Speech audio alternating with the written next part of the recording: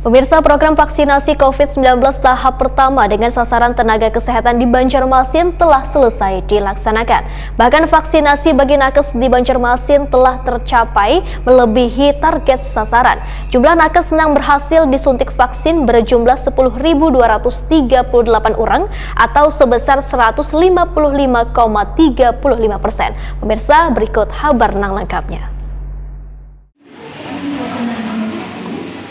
Program vaksinasi COVID-19 tahap pertama dengan sasaran tenaga kesehatan di Banjarmasin telah selesai dilaksanakan. Bahkan vaksinasi bagi nakes di Banjarmasin telah tercapai melebihi target sasaran.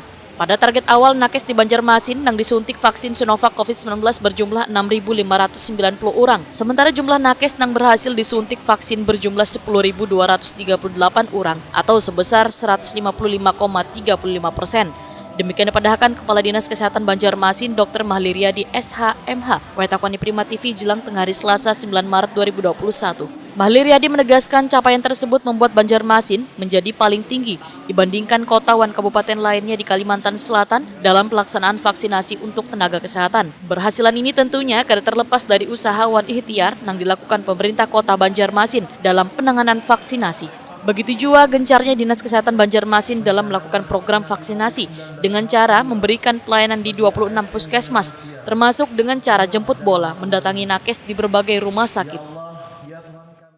Kita di Kota Banjarmasin itu yang sudah kita vaksin 10.238 atau 155,35%. Angka ini tentu sebuah prestasi buat Kota Banjarmasin karena tertinggi di Kalimantan Selatan ya untuk nakes.